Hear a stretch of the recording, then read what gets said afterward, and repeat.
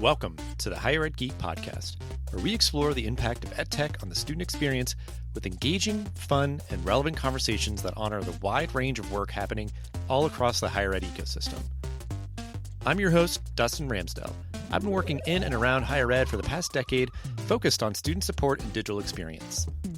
Join me every week for discussions with some of the best minds in education technology who will be bringing you their perspectives on how digital transformation is reshaping the way we recruit, engage, and graduate learners. You'll hear firsthand accounts of how institutional leaders are developing their strategy, as well as get deeper on the stories of how these EdTech tools are being built to foster better student outcomes. With that, let's get to today's episode. Welcome to this episode of the Higher Ed Geek Podcast, episode number 316. Kelly Rogan, COO of Ellucian, a huge player in the higher ed tech space and doing amazing work. We've talked with members of their team before, so really appreciated Kelly's willingness to jump in on the fun here. Something that came up through our conversation was how AI will help institutions to optimize their current tech stack. How can we just better harmonize and synthesize all the existing data points and tools and things that we have? Always kind of appreciate that perspective. Certainly time that needs to be spent and resources that need to be allocated to integrating AI, but that it is a complement to the existing tools and platforms that you use. So really good conversation and really appreciate you for listening to this episode number 316 with Kelly Rogan. So Kelly, it's been great to speak with some of your colleagues a few months ago at EDUCAUSE in person, have them on bringing their perspectives, and just obviously you all are a big player in the space. So I think it's just great to have anybody from your team on, I think, to kind of give your perspective from your vantage point and everything. We'll start as we always do before we get too far with the conversation here. Just briefly introduce yourself and your professional background and just share a little bit about your role at Ellucian. Yeah, thanks, Dustin. My name is Kelly Rogan. I am a Chief Operating Officer here at Ellucian. And I started my career in, I guess I'd say consulting IT over 30 years ago, which seems like a very long time ago when I say that out loud. And my last role before Ellucian was at Microsoft. I was there 15 years and was a part of just tremendous transformation. Microsoft from 2008 onward has been going through rapid transformation as technology has evolved. And I had an opportunity to take all those years of experience and took the leap over to higher ed. At Ellucian, a large majority of our professionals, almost 4,000 strong, have a higher ed background. And once they got into higher ed, never left higher ed. Then there's probably 30-ish% of us that have come in with real cloud tech skills or transformation skills. And so it's been awesome just to bring the blend of those experiences together. And I've learned pretty quick about higher ed, although I've been, I'd say, surprised at how complex it is to run an institution. There's been so much transformation, even the short 2 years that I've been with the company. And so a great opportunity to make a difference and get up each and every day and know who you're working for and what they're there to do. So my accountability for Ellucian is to our customers. So I have accountability for customer success, customer experience, support, as well as all the professional services that are required to help customers move through that transformation and or enhance what they've already started, whether that be products that they've leveraged for a very long time. We're a 50-year-old company with a lot of rich history, or some of the newer innovation. So a lot of that is really just about ensuring that we're being as efficient, as effective as we can and focus on customer goals. And I know we're here to talk a little bit about technology and AI, and it's been a great enabler for my team as well and how we think about how we do our work. Yeah, I appreciate the point that you made of you came in with a non-higher ed background and you've gotten a crash course at a time when it's been very turbulent or a lot of big events happening in these recent years. But that idea that there is a lot of value in bringing in someone like yourself and combining that power and that potential with folks that are really dedicated and knowledgeable about just how higher ed operates as these little cities and stuff, because I think the kind of complex challenges that are happening right now really warrants and deserves and requires folks bringing in all that kind of expertise. But it is now, there's just so much digital transformation happening and just other needs that these institutions have that I think they're seeing that there's just really great opportunity for partnership with any number of various different organizations that are adjacent to higher education. I'd say in partnership with each other, which has been pretty impressive. That's another new thing for me. So when you come from the commercial business. You don't see financial institutions or banks openly sitting around tables and sharing to help each other be better. There's a lot of competition. I'm not suggesting there's no competition in higher ed, but I absolutely see the power of the community coming together and wanting to share and wanting to make each other better. So that part's been really great to see as well. And you mentioned the turbulent times. I'd say financial pressures have forced some of that as well. So we work a lot with systems. And systems, I've learned, have take all different shapes and sizes around the US, that's for sure. But from what I understand, I'd say the last 18 months even have really forced very different conversations about how technology and shared technology, or at least some level of reuse across systems, can really help those institutions thrive and really do what they need to do to grow for their students. That's something I always like exploring too, the unique kind of culture of higher education and seeing the kind of unique and creative, kind of innovative ways that those sort of partnerships happen. And I know that I would probably sorely miss if I was not working in any shape or form in education, because like you said, I think it's not always the case. So we're starting out early in the year here, recording this in January of 2026. The storyline of AI in higher education has just been a steady drumbeat, and certainly I think just gotten louder. What do you see on the horizon for this year when it comes to AI and how institutions will be leveraging it? Teaching and learning emerged as the first set of use cases where institutions really needed to lean in and figure out, are they going to embrace this? A lot of resistance, of course, ensued because it was uncharted territory. And I'd say 2026 on all fronts, we see a lot of the resistance going down and the acceleration of progress going up just by necessity. So I have 2 college-age kids as well. I see it play out in how they think, how they work. And so I think what we have seen is institutions who first put up the guardrails, as they probably should, to figure out what this technology was all about, starting to figure out how to work with it, whether that's in teaching and learning and helping students build the skills, right? If they don't have curriculum that has AI infused or that helps students get the skills they need to be successful for what employers need, they're going to be left behind. So actually 2 of my kids are computer science majors. So as you can imagine, myself having a computer science background, thinking, oh, this is great. There's going to be computer science majors and the job market's going to be open and plentiful. You had to think about, first of all, you have to embrace AI because it is here to stay and it is an amazing productivity tool that you'll be expected to leverage. But what's your yes and? What are you learning in addition? Which is really cool to have that conversation with 20-some-year-olds about how to apply technology to solve real-world challenges, adding life sciences or healthcare to their experience base, or cybersecurity, data science. So those 2 aren't necessarily what we wake up every day and do at Ellucian, but as someone now in this industry with kids in institutions, I've seen that focus. I'd say for us, our focus is on the internal process optimization, driving efficiencies, which also in turn unleash new student experiences.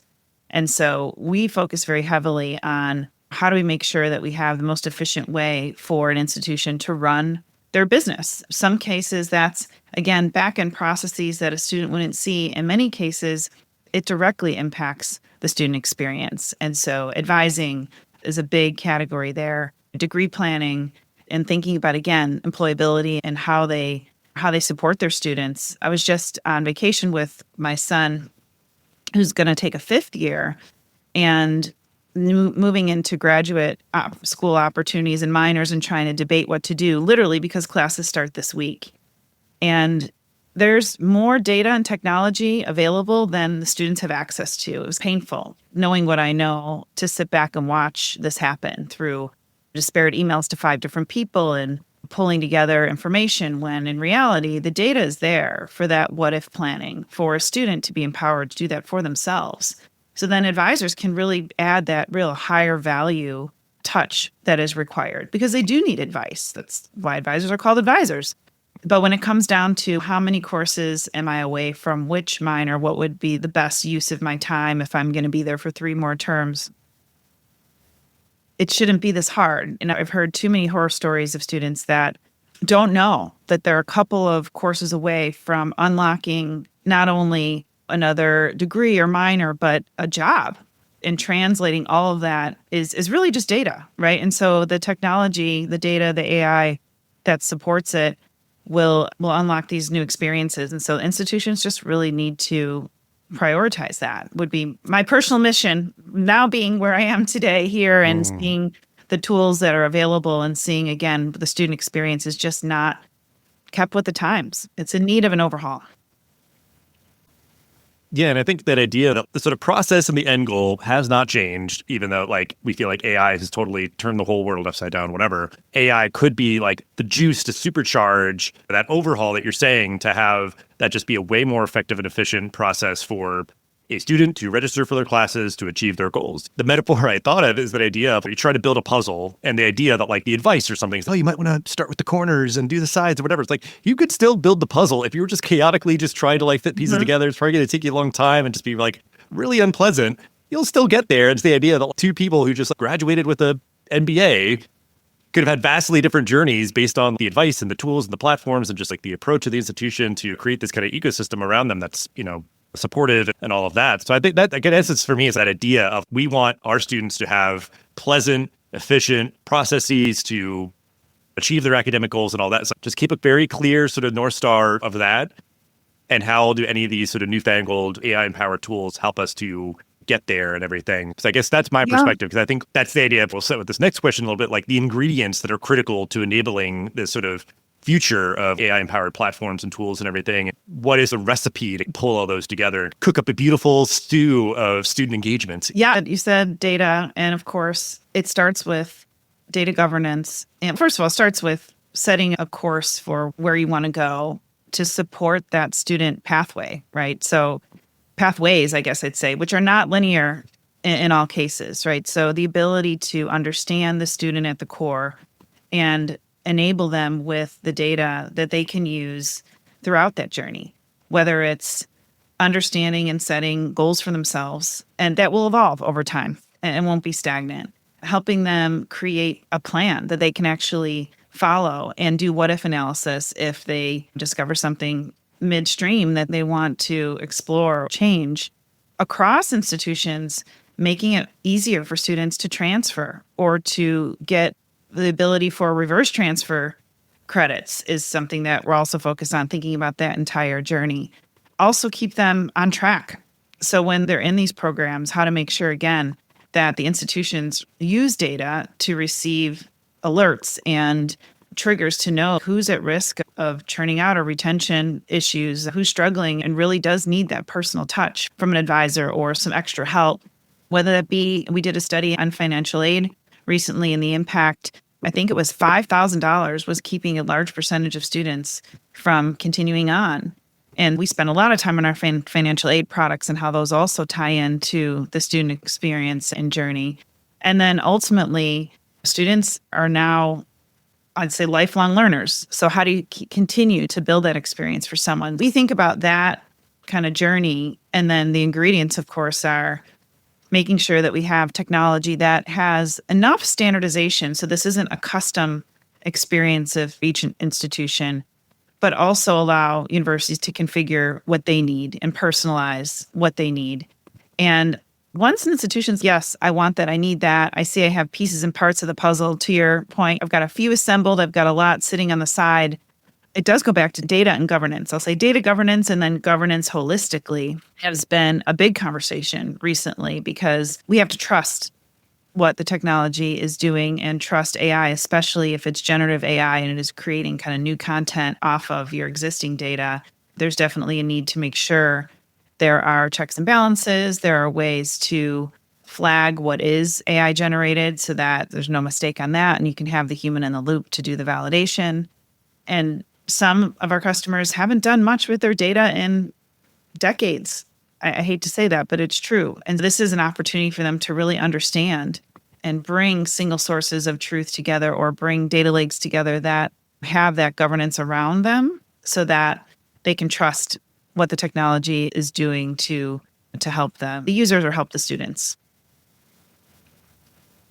You were remarking on something through some of your answers too, of you've got all these established data points and sitting in a pile, metaphorically, again, like somewhere they're not really pulling them all together to make a full picture. So I think there's the idea of it being comprehensive, because I think where it's, oh, we've had them for decades, but it's like, yeah, but you have to look up each individual student or something and whatever. So it's not putting that whole picture. You're not putting all the pieces together.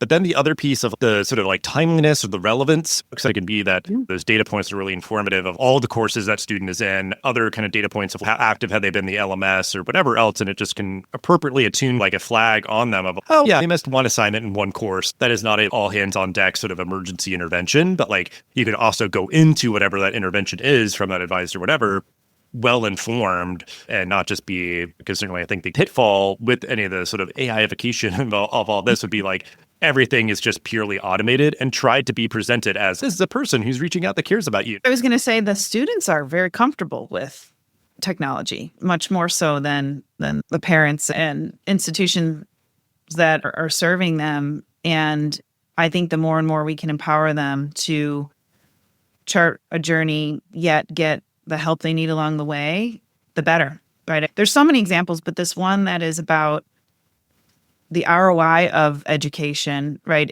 affects everyone, right? So that's really the pressure that higher ed is under, many things, but one is it worth it, right? Is the tremendous cost in many cases worth it? And if I'm someone in a community college and I need to find a way to not just I have a plan to go on to a 4-year degree, but I really need to see that. I need to see it. I need to understand it. I need to know that the time I'm spending now and the money I'm spending now is going to accrue to the degree back to transfer.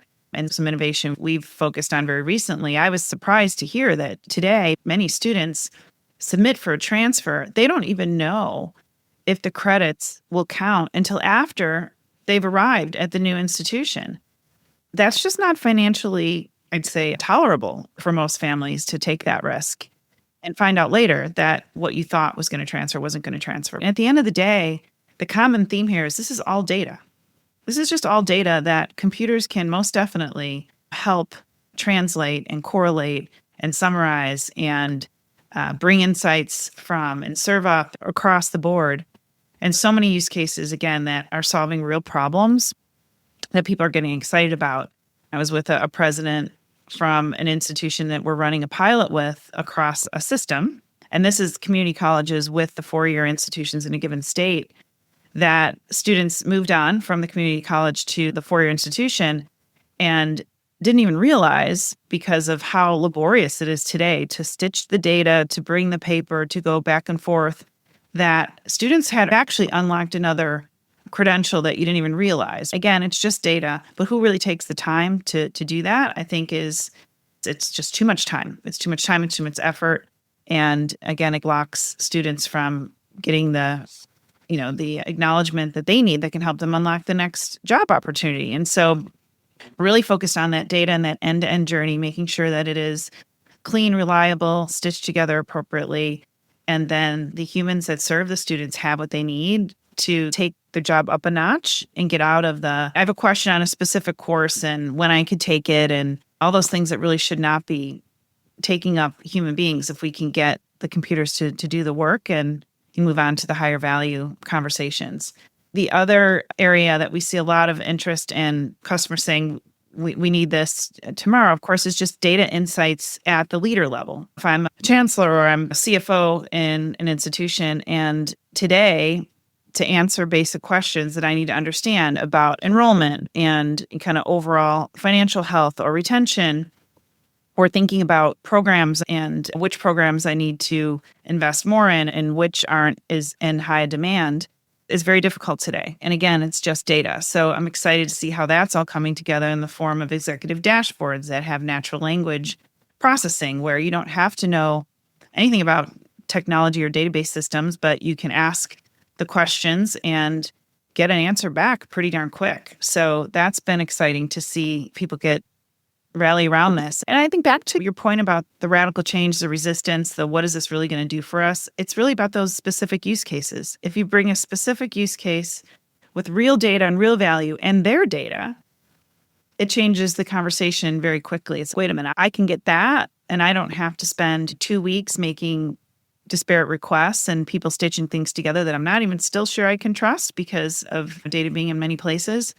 It really changes the conversation. And then it gets back to the governance. So how do we decide what we're going to embrace and bring into production and govern it so that we're doing this responsibly. And I'd say a lot of institutions have that in place. An AI governance council, for example, I don't know if they've had as many decisions to make over the past 18 months. I suspect in 2026, they're going to have a ton more to make, a ton more use cases brought their way. One of the things that we even have internal in our AI council is also keeping an eye on this kind of tool proliferation, because there's a lot of it. And just making sure, again, we're trying and experimenting and innovating for sure, but then also deciding when something is going to become just how we work. It's not going to be just go dabble around in AI and see if it does something for you. We've decided this is the new way that we're going to do this job function, and AI is a part of it. There's an AI front door, if you will, to the process. And so really making sure, again, we separate. This is something we're convicted on and we're going to do differently. We're going to do differently for all. And here's some experiments that we're going to continue to run.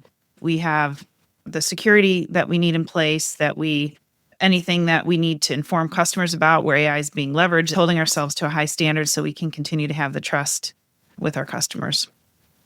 I think, that service layer of great kind of AI-empowered tools, and then folks having those tools and similar tools to inform their interactions and support and following the trends on their institution and everything. I think, it's a really bright future, because I think it is that idea of these institutions. You need to be very critical and scrutinizing about how are we doing, like on a number of parameters. Like they can be really plugged in on that and be really just keen on addressing just the potholes as they come up. I'm very hopeful and excited to see, I think, as we're on this sort of precipice of a new year, and I think just a lot of new great potential for these kind of AI-empowered tools and how institutions are developing their strategy, like you're saying. I think that it is a very kind of spot-on insight, is that like it's that moment where it's now is the time. Like we've had these tools around for a while. You can really maybe just be doing your analysis and building how you're going to approach this as an institution, make that clear to all of your faculty and staff and all that. So with all that being said, we will end, as we always do, give you the opportunity for your final thought, call to action. To wrap up the episode, the floor is yours.